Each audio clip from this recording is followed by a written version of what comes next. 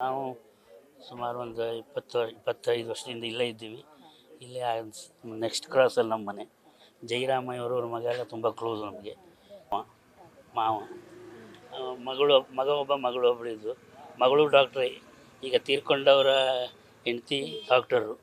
ಇವ್ರದ್ದು ಇಲ್ಲೊಂದು dialysis centre ಇದೆ ಇಲ್ಲೇ ದೇವಿನಗರ ಅಂತ, ಇಲ್ಲಿ ರಾಮಯ್ಯ ಹಾಸ್ಪಿಟ್ಲ್ ಹತ್ರ. ತುಂಬ ಒಳ್ಳೆಯ ವ್ಯಕ್ತಿಗಳು ಎಲ್ಲ ರೀತಿಯಿಂದ. ಅಷ್ಟು ಎಲ್ಲ ದೊಡ್ಡಕ್ಕೆ ಎಲ್ಲ ಇದ್ದರೂ ಎಲ್ಲರನ್ನೂ ಪ್ರೀತಿಯಿಂದ ಮಾತಾಡ್ತಾರೆ. ನಾವು ಬಂದು ಹೋಗ್ತಿದ್ವಿ, ಮದುವೆಗೆಲ್ಲ ಹೋಗಿದ್ದೀವಿ. ಇವ್ರ ಮಗಳ ಮದುವೆಗೂ ನಾವೆಲ್ಲ ಹೋಗಿ ಬಂದಿದ್ದೀವಿ. 3 ವರ್ಷದ ಮಗ ಇದ್ದ. ಮತ್ತು ಈ ರೀತಿ ಅನ್ಯಾಯ ಆಗಿದೆ. ಇದು ತುಂಬ ಒಂದು ರೀತಿ ತಾಳಲಿಕ್ಕಾಗೋದು. ನಮಗೆ ಬೇರೆ ಅವ್ರದ್ದು ಆಯಿತಲ್ಲ, ಮತ್ತೊಬ್ಬರದ್ದು ನಮಗೆಲ್ಲ ಸುಮಾರು 4-5 ಗಂಟೆಗೆಲ್ಲ ಗೊತ್ತಾಯಿತು. ಬಟ್ ಇವ್ರದ್ದೆಲ್ಲ ಲೇಟಾಗಿ ಗೊತ್ತಾಗಿದೆ ನಮಗೆ. 7:30-8 ಗಂಟೆ ಆಗಿದೆ. ಅಂದರೆ ನಾವು ಇಲ್ಲಿ ಬಂದಿಲ್ಲ. ಆಮೇಲೆ ನಮ್ಗೆ ಫೋನ್ ಮಾಡಿದ್ರು, ನಮ್ಮ ಇಲ್ಲೊಂದು ಪಕ್ಕದ ಮನೆಯವರಿದ್ದರು, ಅವರು ಹೀಗೆ ಹೇಳಿದ್ರು.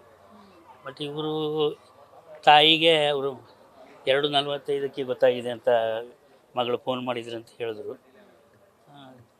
ಮಾಡೋದು ಈ ರೀತಿ ಎಲ್ಲ ಒಂದು ರೀತಿ ಸಾವು ಅಂತ ತರೋದು. ಈಗ ಮಾಡಿದವರು ಅದು ಯಾವ ಧರ್ಮದವರು ಇರಲಿ, ಯಾವುದೇ ಧರ್ಮದ ದೇವರು ಕೊಲೆ ಮಾಡಿ ಸಾಯಿಸಿ ಅಂತ ಹೇಳೋದಿಲ್ಲ. ಅವ್ರದ್ದು ಯಾವ ಧರ್ಮದ ದೇವರಲ್ಲಿ ಅನ್ಯಾಯ ಮಾಡಿ ಅಂತ ಹೇಳೋದಿಲ್ಲ. ಆದರೆ ಅವ್ರಿಗೆ ಅದರಿಂದ ಈ ಜನ್ಮದಲ್ಲಿ ಒಳ್ಳೆಯದು, ಮುಂದಿನ ಜನ್ಮದಲ್ಲಿ ಒಳ್ಳೆಯದು ಆಗೋದಿಲ್ಲ. ಯಾರು ಇನ್ನೋಸೆಂಟ್ಗಳು ಯಾರು ಇನ್ನೂ ಸಂಬಂಧ ಇಲ್ದಿದ್ದ ವ್ಯಕ್ತಿಗಳು ಸಾಯಿಸೋದು, ಇದು ಯಾವ ಧರ್ಮದಲ್ಲೂ ಹೇಳಿಲ್ಲ. ಅವ್ರದ್ದು ಯಾವುದಾದ್ರು ಧರ್ಮ ಇರಲಿ ಸಾಯಿಸಿದವರು ಅಂತ ಇನ್ನೋಸೆಂಟ್ ಸಾಯಿಸಿ ಅಂತ ಹೇಳೋದಿಲ್ಲ.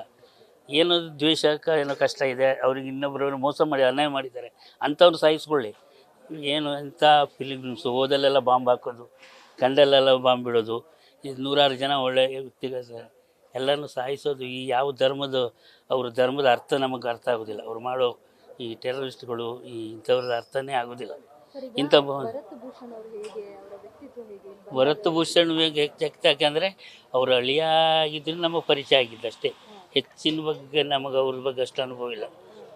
ಒಳ್ಳೆಯ ವ್ಯಕ್ತಿ ಅಂತ ಎಲ್ಲ ಹೇಳ್ತಾರೆ, ಚೆನ್ನಾಗಿದ್ದಾರೆ, ಮಗನ ಪಡೆದಿದ್ದಾರೆ.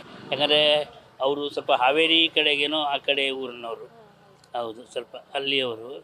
ಅವ್ರ ಬಗ್ಗೆ ಅಷ್ಟು ನಮಗೆ ಗೊತ್ತಿಲ್ಲ ಪರಿಚಯ. ಈಗ ಅವ್ರ ಅಳಿಯ ಆದಮೇಲೆ ನಮಗೆ ಅವ್ರ ಬಗ್ಗೆ ಗೊತ್ತಾಗಿದ್ದು. ನ್ಯೂಸ್ ಫಸ್ಟ್, ನಿರ್ಭೀತಿಯಿಂದ ನಿಮ್ಮ ಪರವಾಗಿ.